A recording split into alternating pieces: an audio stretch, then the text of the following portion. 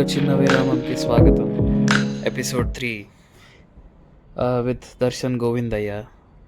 In this episode, we are going to discuss about a movie which is movies, cinema. Yes. I love cinema. Hmm. I'm pretty sure you guys also love cinema. Mm-hmm. Darshan loves cinema. Do you love cinema, Darshan? No, Why, man? What happened? it's because of you. What did I do? You murdered cinema. How long have you been stalling your, what do you say, the short film that you wanted to make? Hmm? I'm still writing the story, brother. Still writing the story for an year. It's a masterpiece, bro. That's why it takes time. The cinematographer is sitting over here and you're doing what? The sculptor needs to take some time to sculpt the product. Michelangelo said that. You'll take it to your grave, is it? Before I go to my grave, I'll make the short film, don't worry. And as my cinematographer, Hmm. which camera do you want to use to shoot the Hmm. film in? IMAX camera. Make sure you arrange the facilities, whatever that needs to be done. Definitely. So, uh, right now, one of the most revered directors is Christopher Nolan, right? Yeah. And one of his best movies, if not his best film, is Interstellar. Do you Yeah. agree with me? I do agree with you. Yeah. So, before we start going deep into why Interstellar is considered one of the best films of this century and a masterpiece, uh, why don't you talk about the first time you watched the movie and how you felt about it? The first watch through when I watched the movie at the theaters, it was just how scientific it is and how every shot that was shot in the movie was so mesmerizing. But the only thing I regret is that I didn't get the chance to watch it in IMAX. As you can see, me and Gautam, we have watched it in 2D, 4DX, but not IMAX. That's the only thing in our watch list. But apart from that, yeah, the first watch through was like how scientific and how every shot was so good. Apart from that, the other watch throughs like the second and third, then you get to know how Nolan plays with human emotions and the concept called time dilation, where the gravity pulls in and because of that, the time seeps through, and when he gets back to s- his ship and goes through, that's an iconic scene where he goes through his memories. I mean, the recorded memories of his children's. So that was like really impactful. What do you think, Adam? Yes, definitely. And to add on to your, you know, summary of the movie or how you felt about it, Hmm. I think more than any of the beautiful shots in the movie, I believe the scene or the shot which captured my heart was where the protagonist of the movie Hmm. sees the video of his Hmm. daughter when she's That's the old, thing. Yeah. and then he starts crying. Hmm. That was a really Hmm. good emotion that was portrayed by Matthew McConaughey. Hmm. And yeah, uh, no matter how many visual effects there are and how much the budget is or how big the movie is, end Hmm. of the day it comes down to human emotions, and Yeah. it was captured really well Hmm. in this Definitely. movie, and that's what makes it one of the best. Hmm. Uh, True. yeah, and the reason why Tenet was not a good movie is also the same reason with Interstellar, right? I Hmm. mean, Tenet can be considered a good movie, but where is the human emotion? Where is Yeah. the human connect? What do you think, Darshan? Yeah, that's what it had a new concept. Maybe for a new watcher, it's like something new, something out of the ordinary. But if you actually watch the movie and see how it is in general. It doesn't feel in Nolan movie if you see, right? Yeah, I agree with you. Hmm. Did you watch Oppenheimer? Yeah, I did watch Oppenheimer. I mean, both went together at the opening show. Remember that night? Yes, I do. The show was around 10 o'clock, and the movie ended at around 1:30, and we were stranded. We didn't get any auto. Then, after a while, we got an auto and safely reached our home. That was nice. Yeah. Did you like the movie? Yeah. I mean, see, the movie which it portrays is a biopic, right? But considering the biopic, it's okay, it's decent.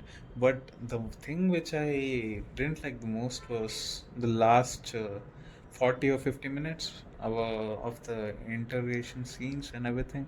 I know it's a biopic and it was needed to show his side of the story, but I felt it was a bit unnecessary and lengthy, right? Definitely. I completely agree with you. Yeah, the only scene that made me feel, oh my god, was the Trinity test, where they actually tested their first, what do you say, the nuclear test, right? Yeah.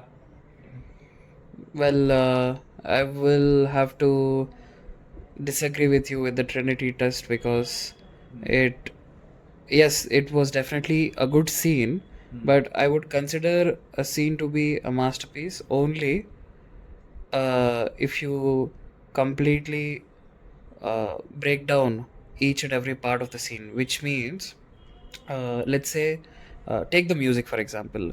Do you think the same scene or the same set of scenes would have the same impact if not for the music? Hmm.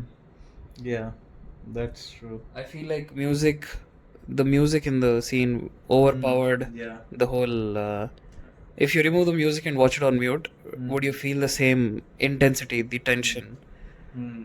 Yes, Yeah.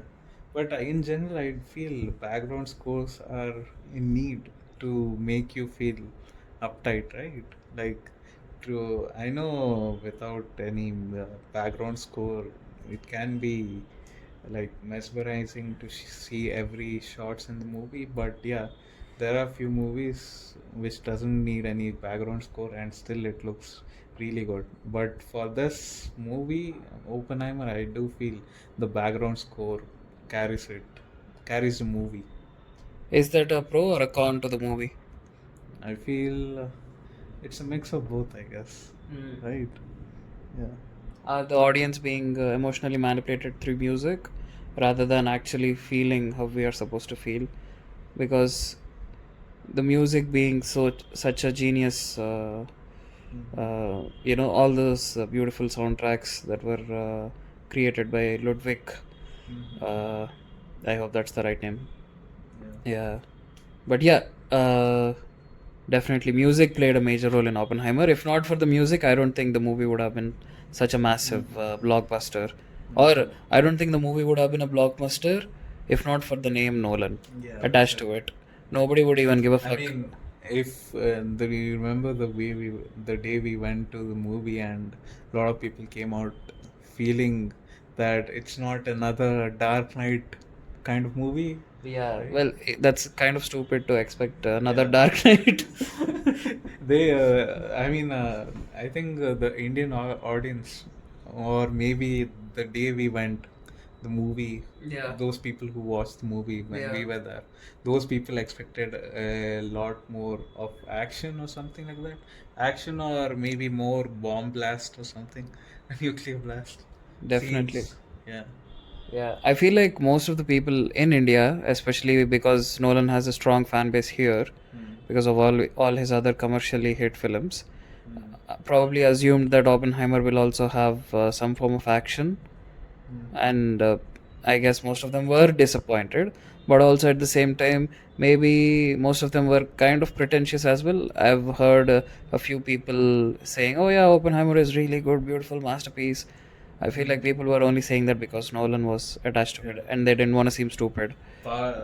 Yeah, part and parcel of the success is also the marketing behind it. right?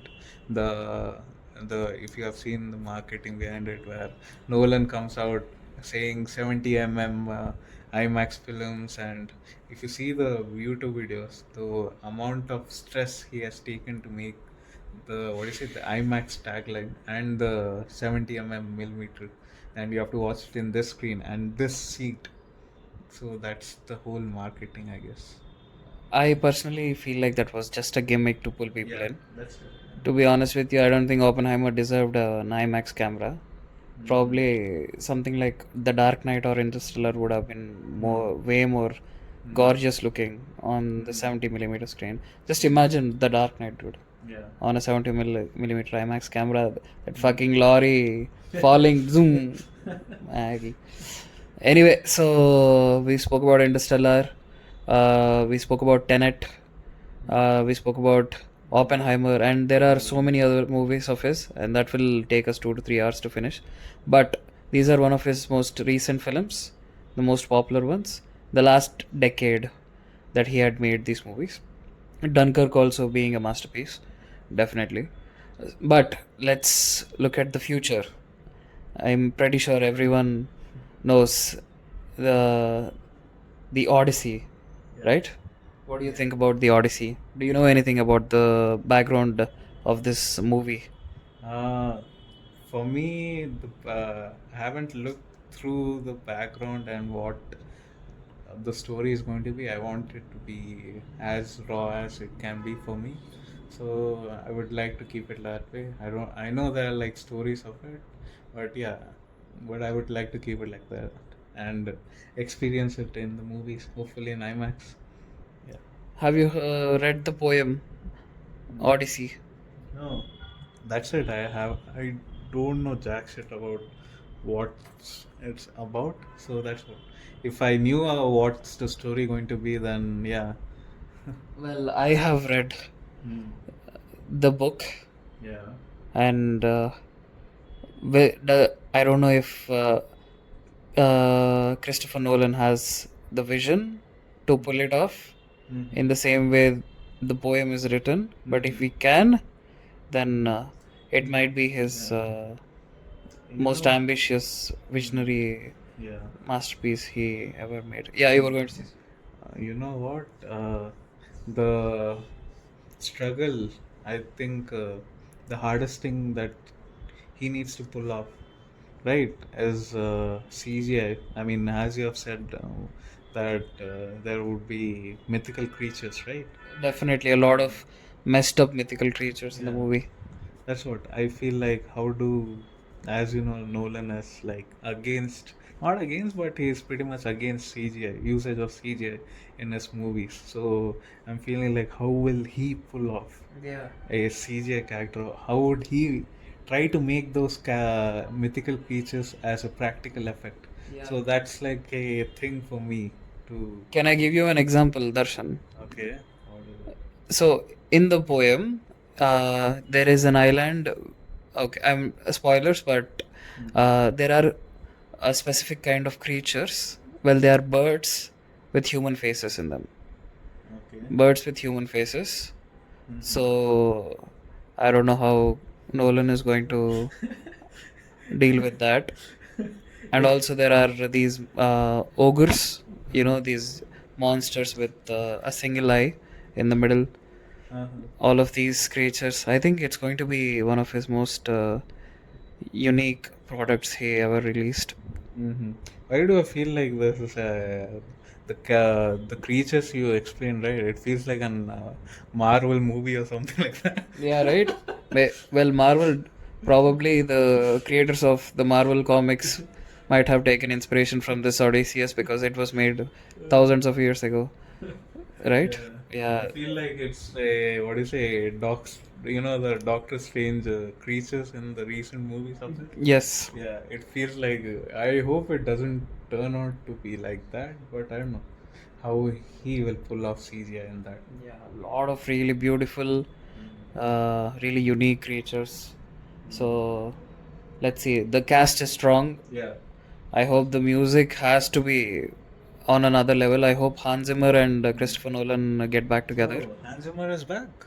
I hope so. I Okay. only he can give, Mm. you know, Mm. a soundtrack to such a epic poem, Mm. Yeah. right? Epic to its truest sense, to be Mm. honest. So let's see what happens. Mm. All right, Darshan, any closing thoughts or any other films that you want to talk about? Any scenes of Nolan that are etched into your mind? Mm. I mean, apart from Nolan, maybe we could try to give a next episode spoiler or something where we might talk about Prisoners. Prisoners! My goodness. To the audience, Please do watch that. yes, we will be talking about Prisoners. If you don't know the movie, please do watch it before our podcast, the next podcast, and we shall discuss the masterpiece that is Prisoners, Mm. Yeah. made by Denis Villeneuve. Mm. Yeah. All right, then. Mm. Thank you for listening to our podcast, Darshan. Thank you for listening to our podcast and do have a good day and that's all. Sayonara. Bye bye. Sayonara.